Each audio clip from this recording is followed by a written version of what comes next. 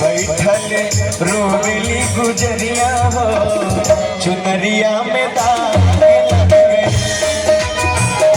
बैठल रोवेली गुजरिया हो चुनरिया में दाग लग गए।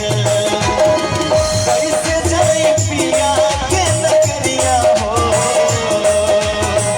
कैसे जाए पिया के नगरिया हो चुनरिया में दाग लग गए।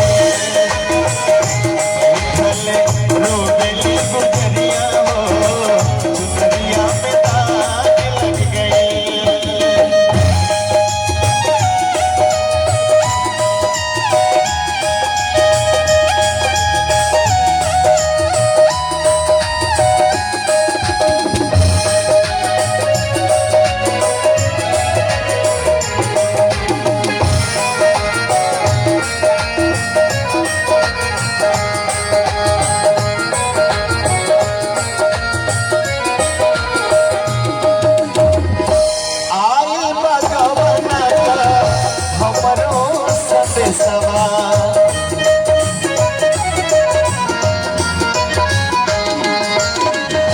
जाए के बाद हमारा पियवा के देशवा,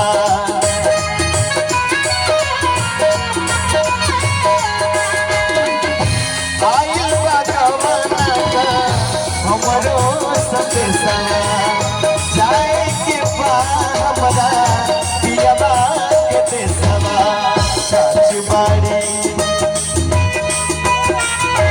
काच बाड़ी हमारी उमरिया हो चुनरिया में दाग लग गए।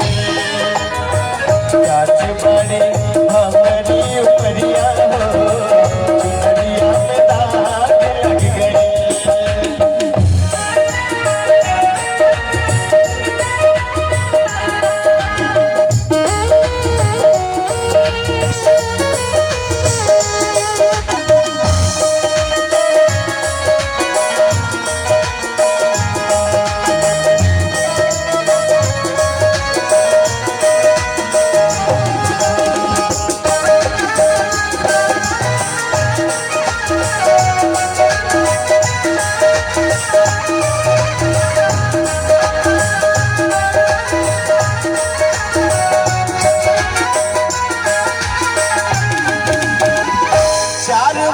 सजना का हम भूल गए,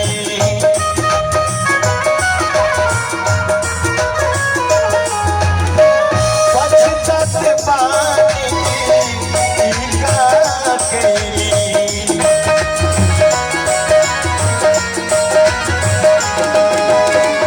चार बात सजना का हम भूल गए, पछतात बानी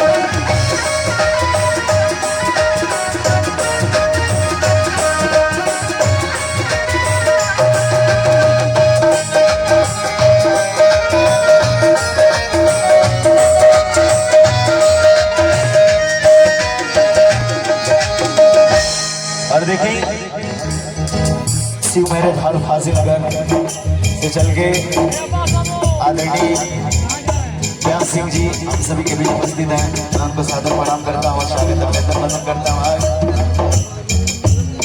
हर में चारी को यार बनौली,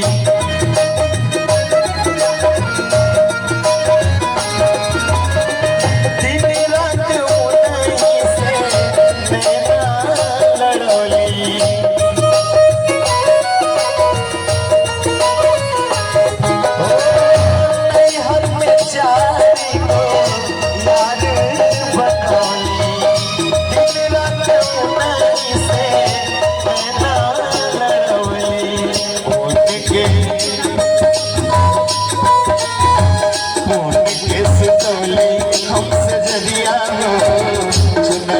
में दाग लग गई बैठल रोग